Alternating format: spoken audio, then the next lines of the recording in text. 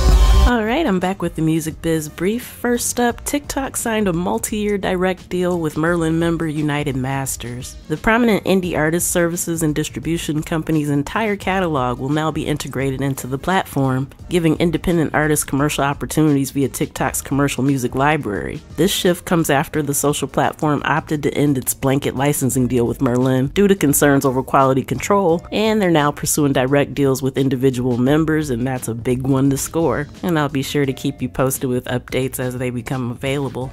Next up, Sony Music has acquired two fan engagement apps, SongWhip and FanSifter, as part of its broader strategy to enhance artist-fan relationships. SongWhip helps artists create custom microsites to centralize marketing content, while FanSifter uses data algorithms to categorize fans, allowing for tailored engagement with superfans. These acquisitions, highlighted at Sony's Immersive Tech Day, reflect the growing focus on monetizing fan interactions in the music industry. Additionally, Sony revealed a virtual performance by Miles Smith in Fortnite, showcasing its increasing presence in the immersive entertainment and gaming space. Also, you may have heard 2 Live Crew won a legal battle to regain ownership of their recordings catalog, which was acquired by Lil Jon Records in the 90s after their previous label went bankrupt. The group sought to exercise their termination rights under U.S. law, leading to a dispute over whether those rights applied to catalogs sold through bankruptcy. The jury ruled in favor of 2 Live Crew, marking a significant victory for artists. However, Lil Joe Records plans to appeal, potentially taking the case to the U.S. Supreme Court. So we have to see what happens with that, but for right now, it's definitely a major victory, and it'll be interesting to see how many people may be able to utilize this as a precedent to gain their rights if they've lost their catalogs in a similar way. In other news, Hype's social platform Weverse is launching a new paid membership tier on December 1st, offering offline access, ad-free video streams, and higher quality content. However, controversy has arisen as 130 partner labels reportedly face mandatory participation, with Weverse taking a 30 to 60% cut of subscription revenues. This has sparked complaints from smaller labels, with politician Representative Lee Jung-moon calling for South Korea's Fair Trade Commission to investigate the platform's practices.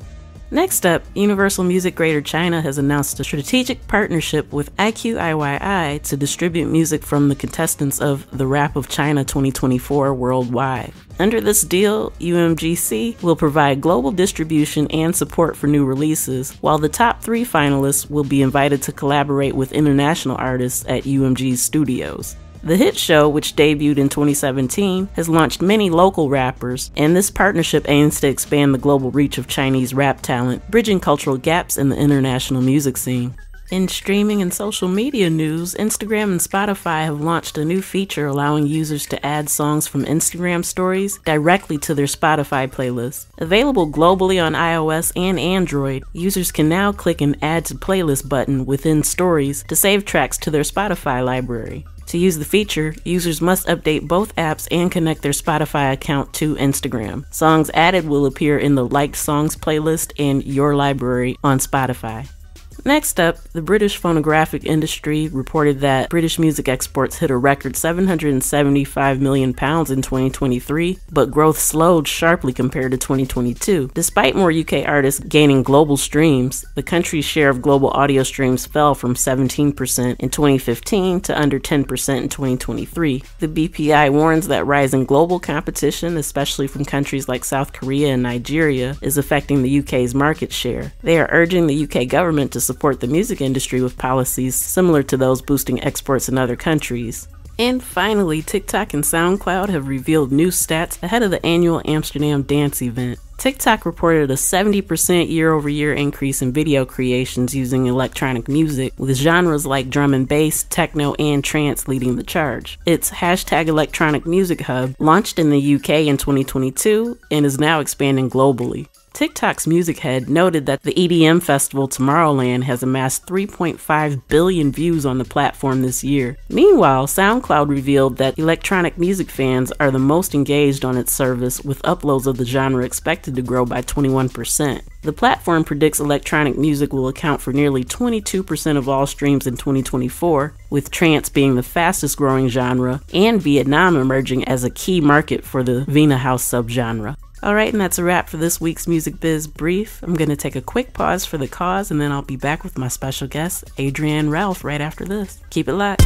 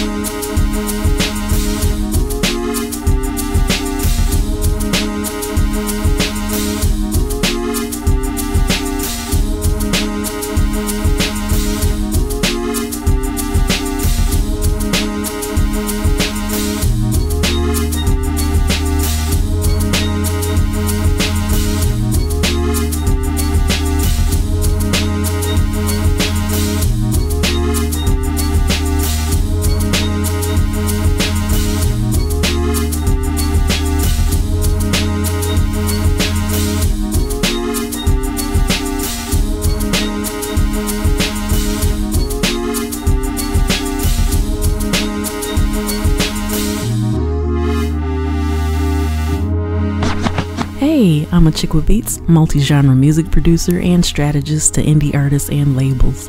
Visit achickwithbeats.com for resources for artists and instrumentals in various genres available for songs, vlogs, blogs, podcasts, themes, TV, film, commercials, and more. Once again, that's achickwithbeats.com.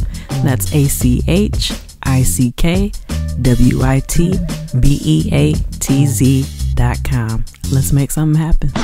Thank you so much for tuning in to Instrumental Intel. I am your host, music producer, Chick with Beats, and I'm excited, thrilled, and delighted to announce that I have in the virtual building with me today another producer, singer, songwriter. I mean, she does so much. I'm sure that I'm leaving out some stuff, but Adri-Anne. So thank you for joining me, taking time out of your busy schedule. You were on our previous show, Music Marvels, before, but this is your first time here on Instrumental Intel. So if you could give the people a little bit of background as into who you are and how you first got started with music.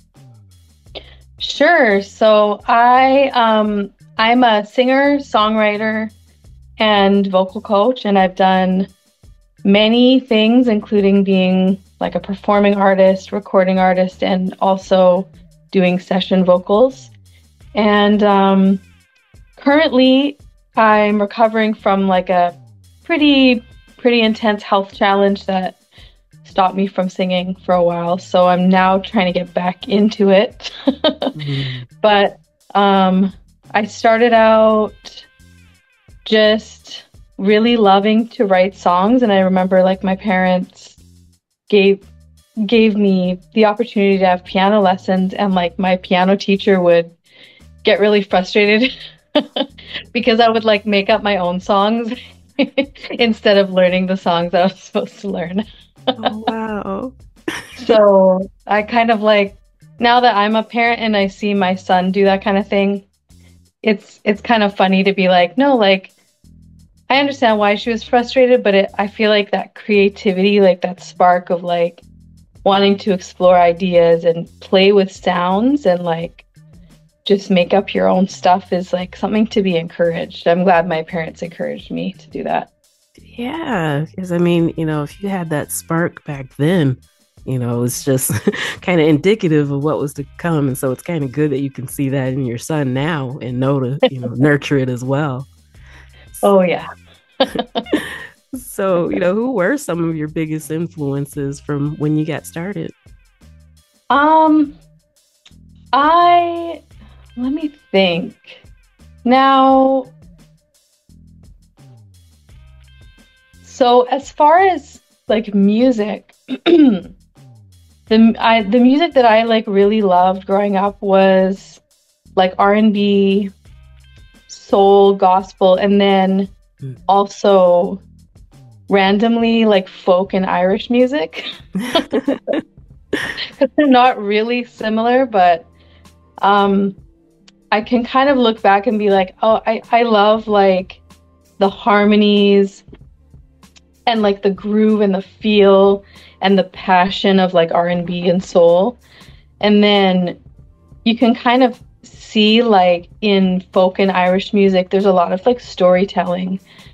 And so it's just like a different way that emotions come through, and that like the song tells a story like through like almost like poetic words instead of like a person's voice like being so like conveying emotion, but they're Mm. both carrying like a story. So I think that's really what I love is like that's what Wow. I gravitated towards. I was always like, what are the words? What are they singing about? And I would like ask my dad like so Whitney Houston's How Will I Know? Yeah. I remember being like, Dad, what's she singing about? Why does she say I want to call but I'm too shy? Like why doesn't she just call? And he was like, well, Adri-Anne, when you like a boy. Anyways. Oh So, wow. Man, that's pretty cool that you were picking up on that back then. Like, yeah, just say it. What's the problem here? yeah, yeah, right. I never had a problem with that. That's awesome. So okay, with your musical taste, I think that that's really cool that it's eclectic, but they all still kind of fit with the way that you just explained that. So, yeah, I guess how could I ask this question? Around when did you decide that you wanted to start doing the storytelling aspect with your own music? How about that? Oh, yeah, that's a good question. So I was about 14, I think. I was about 14, and before that, I was really into dance. And then I think when I was about 14, I kind of came to the realization that like my body type I was never going to be able to be a professional dancer. Mm. So, I went through that too. yeah, you're like, yeah, I love dancing, but I don't look like them. So I think I was just like, yeah, I just don't have the body for this. And like, I was, to be candid, I was always struggling with my weight and with dance. Like you can't really have that. Like, Right.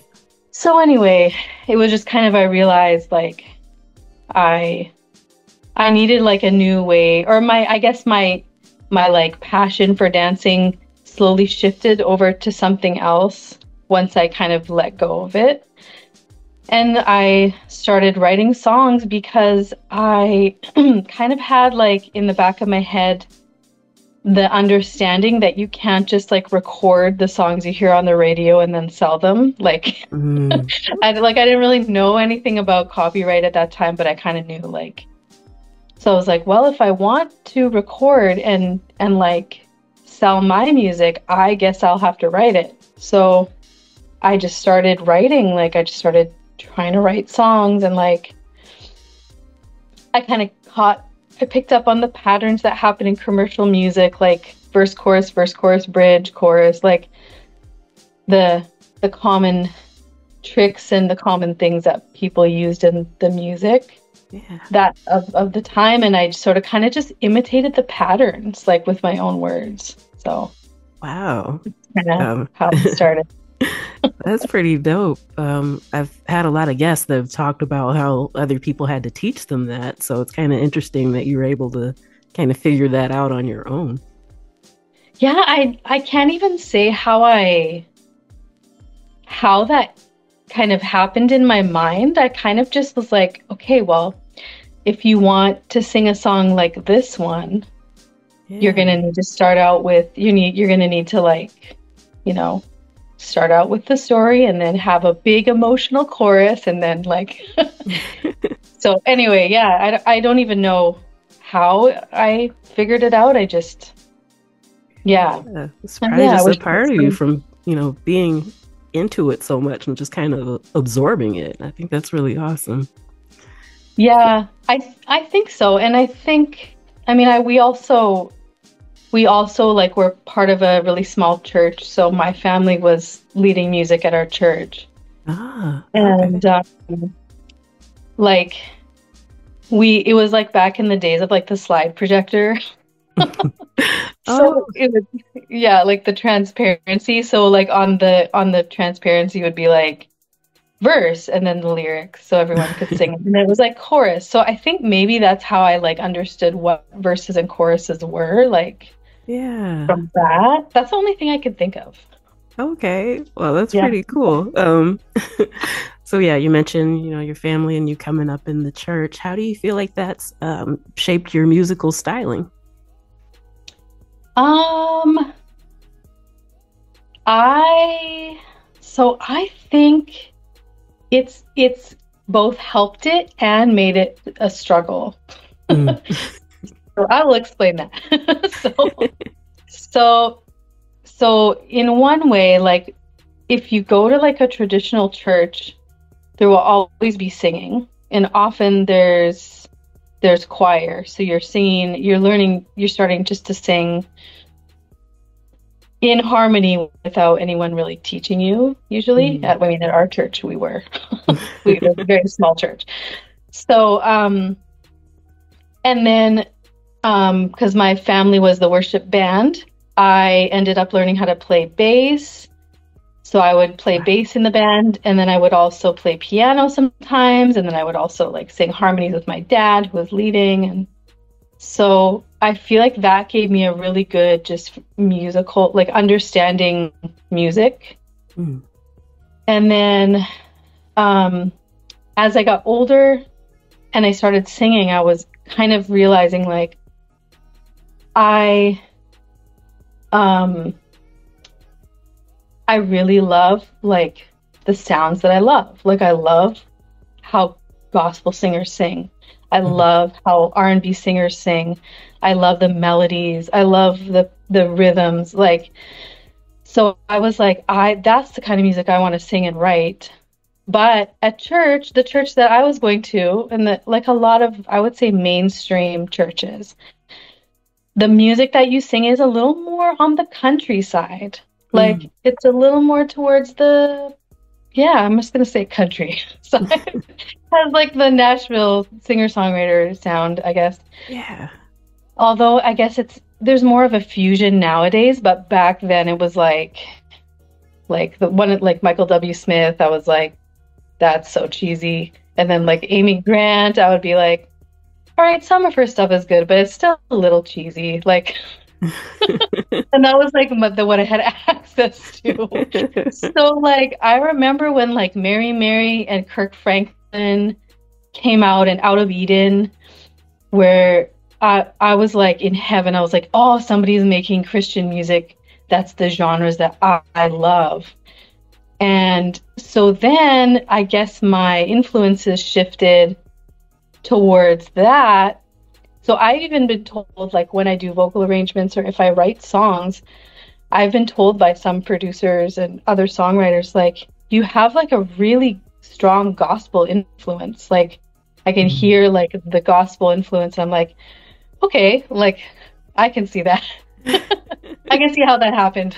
So Yeah, that makes a yeah. lot of sense. And especially since, when you look at a lot of the best, just hailed as geniuses as far as like vocal stylings, most of them did get their start in their church. So a lot of Oh times they yeah. kind of have that same, umph, like they might be singing R&B or soul, but they still kind of have that gospel vibe, Oh like in their yeah. tone.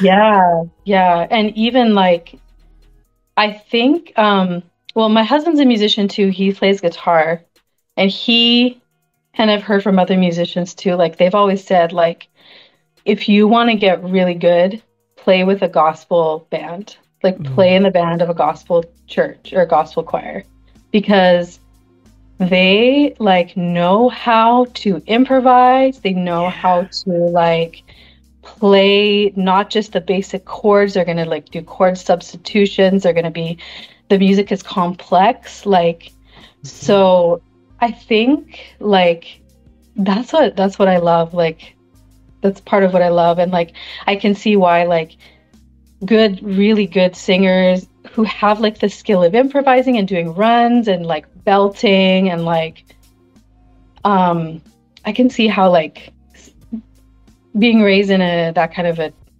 church environment kind of teaches them that like from a young age. Yeah. And yeah, especially you're right with those runs. My goodness. Yeah, I'm Oh always impressed yeah. when people can pull that off very well. I'm not one of those people, but yeah, I do find it very impressive when other people can do it. But It okay. when it's done well, it's amazing. Yeah. Yeah. Yeah. So, okay, you mentioned, okay, you grew up around music, your husband plays, your son is starting to play. How excited are you that he's kind of got that musical gene from you too? I think we're really pleased. Like we're at the point where we're like, we we just want you to follow God's plan for you, and whatever that leads you to, like, we want you to thrive in it. So I would say we're not trying to like streamline him into music or arts or math or anything. We're just like, it's nice to see his creativity coming out. Like it's good. I feel like every profession needs creativity. So That's great. yeah, And yeah, that's also great that you're not trying to force it on him. You know, a yeah. lot of We're just times as like, creatives, you get excited, like, yes, he's going to do this. yeah, He's going to follow in our footsteps. But yeah. yeah, right. You're gonna be a mini me. I'm gonna make you famous. Right. No, we're not gonna do that.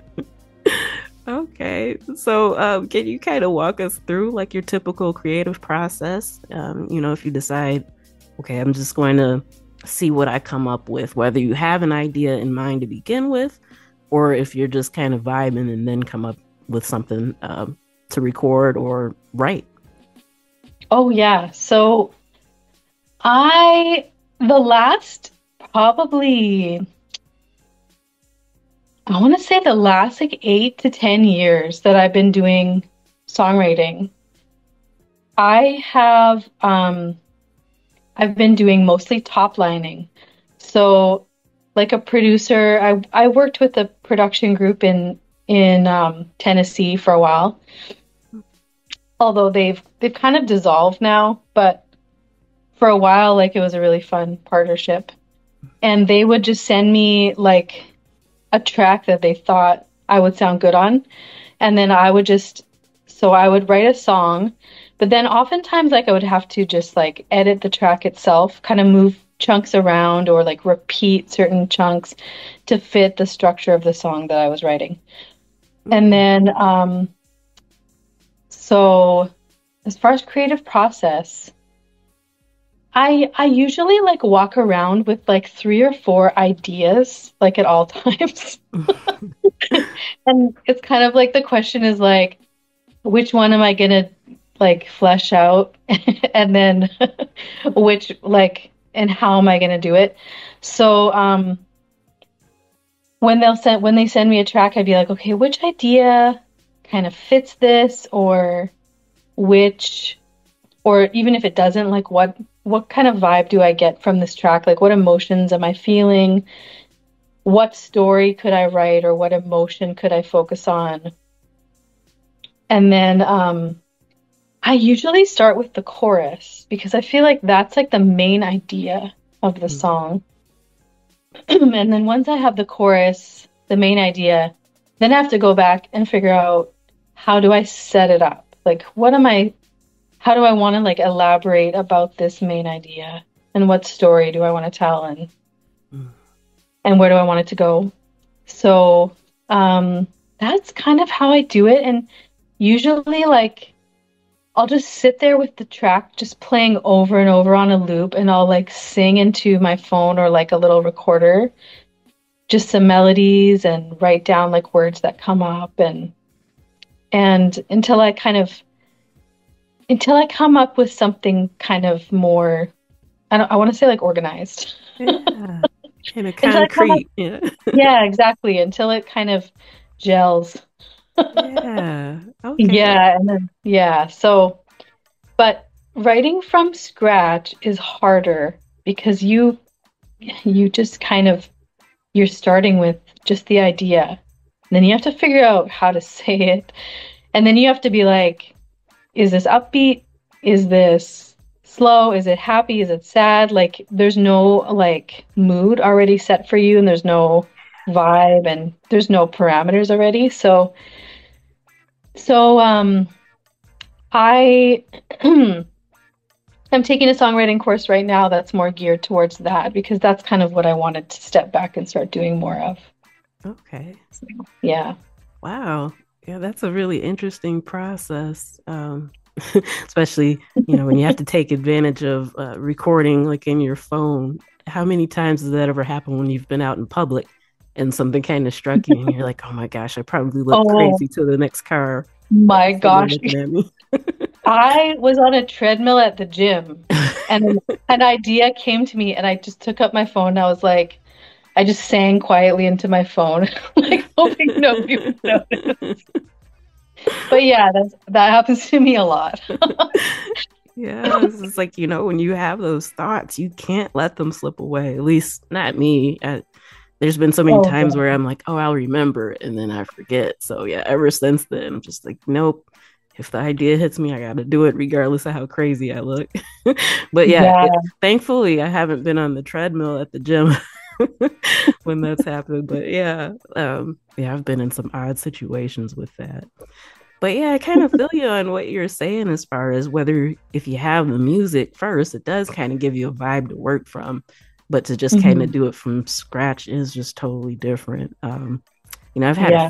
few instances to where, maybe I had something written down without anything to go with it, but then all of a sudden, you know, maybe like when I'm browsing tracks and then I'm like, hey, wait, this might fit. But I feel like that's kind of one of those things that I should probably be working on a little bit more. So I think it's cool that you're actually taking a class to be able to help with that.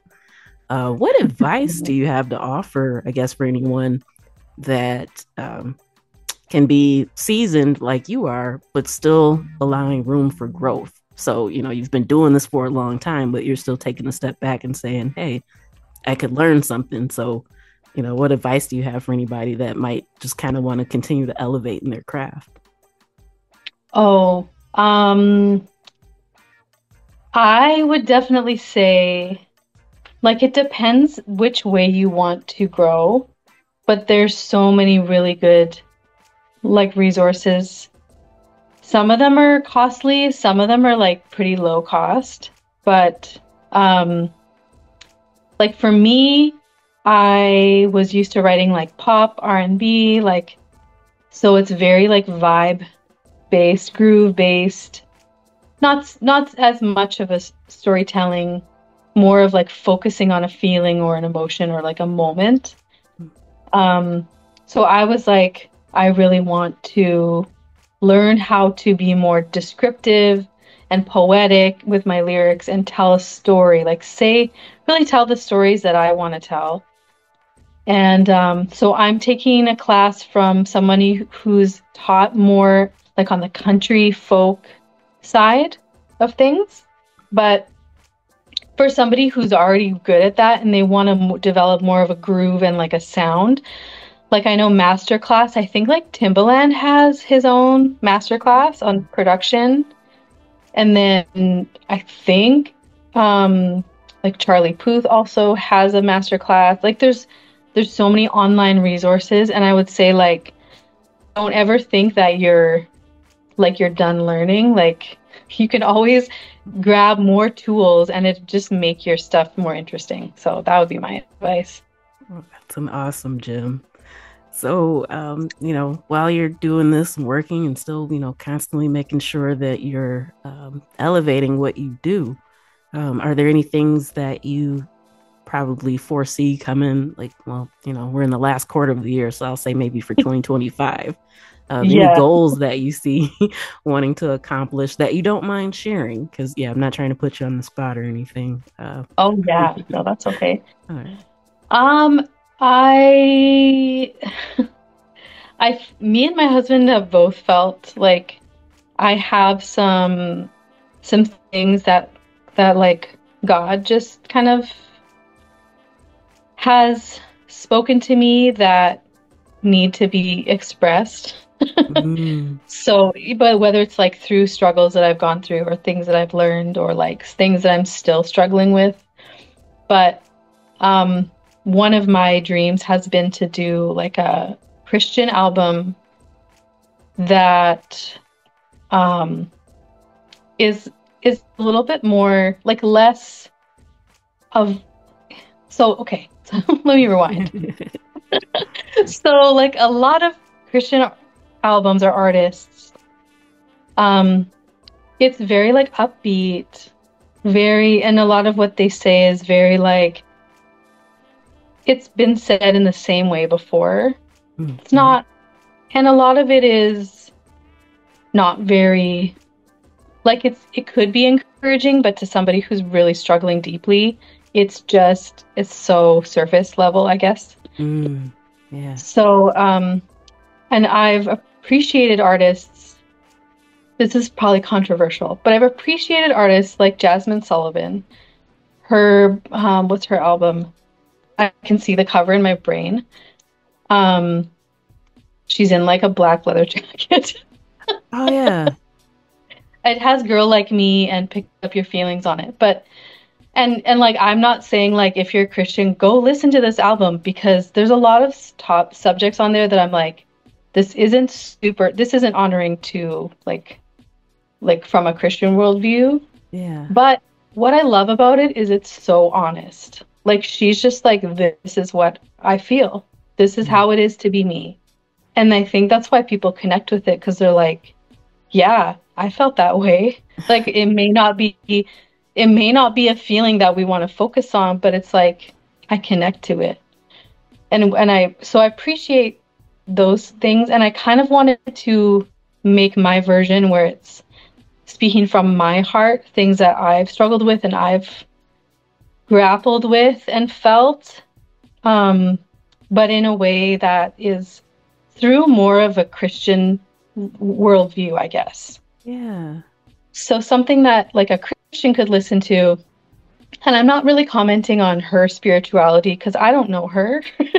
I don't know her where she is, but I'm just saying like from what I perceive as things that are God honoring, like topics and like things like that. But I wanted to share that part of myself so that other people can listen to it and be like, okay, I thought I was the only one that felt that way, but she's saying she feels that way. Like, okay, I guess it's like I don't feel alone. Like, yes, I identify with this. So, Right. um, yeah. So, and I've also spent like a lot of years with people telling me like you should try to sound more like this, or you should like try not to do so many runs because that's not in, or Oh, gee. like you should try to sound less R&B or you should try to sound more or you should write this. Like I've had so many people tell me and I feel like most of my songwriting career I've been like trying to like chase trends or sound current and I like don't want to do that anymore. I Mm. just want to write from my heart something that's truly from me. So it probably will be R&B, but like maybe not as I don't know. Anyway, that's what's coming up for me. That's what I feel like. That's why I've kind of delved more into the lyric writing side of things for right now. Okay, that's phenomenal. And yeah, I totally get what you're saying. Because a lot of times people need to actually be able to acknowledge how they're feeling about something before they can even move past it. So to be doing something that's, deeper than just the surface level, something that someone can relate to and kind of pull from a Hmm. Christian viewpoint would be phenomenal. And that's something that, you don't really see happening that often. So Yeah. I think what you're doing is great. I'm really excited to hear what you've got coming up. And, since the time, man, it just seems like it started going so fast. I hope that means that you can come back again and we can do a round two sometime soon if you're willing. Oh yeah. I love talking about music and songwriting creativity. So anytime if you're ever like, hey, I need to fill the spot, just let Awesome. me know. Awesome. So yeah, before we go ahead and close this out, I want to make sure that everyone knows where they can follow you, and keep up with your music, any previous projects that you want them to check out, any of that stuff, whatever you want to share, or any shout outs at this point you can do now. Oh, shout outs to my husband for encouraging me. Um, he's like he's kept me going like when I've wanted to give up, so for sure. Um, so I'm on Spotify. My artist name is Adri-Anne Ralph. and it has a hyphen in the middle of Adri-Anne. So it's Adri-Anne, and then Ralph, like Ralph's grocery store. So I can be found there on Spotify, and also, I mean, if you just Google Adri-Anne Ralph music, you will come up with a lot of resources. But I feel like people use Spotify, SoundCloud. I'm also on SoundCloud. Excuse me, I'm losing my voice now. On Instagram, and socials, I'm Adri-Anne Sounds Like. So if you are like, what does Adri-Anne sound like? The answer is Adri-Anne Sounds Like. So if you look it up on social media, it's Adri-Anne Sounds Like. All right. Yeah. That's beautiful. Yeah, that's about it. All right. Well, thank you so much. I'm looking forward to next time. And yeah, I really appreciate you taking time out of your busy schedule. Thank you. Thank you for having me. All right. And that's a wrap for this episode of Instrumental Intel. I've been your host, music producer at Chick with Beats. I'd like to thank you for listening. I'd like to thank my special guest, Adri-Anne Ralph, for coming through and sharing her knowledge, experience, and wisdom. I'd also like to thank my home station, Grander Radio, out of Grand Rapids, Michigan. And I'm already excited to come back next week. I got more goodness lined up for you, so make sure that you return. Till then, you know where to find me. Tune in, tell a friend. I'll see you then. Peace.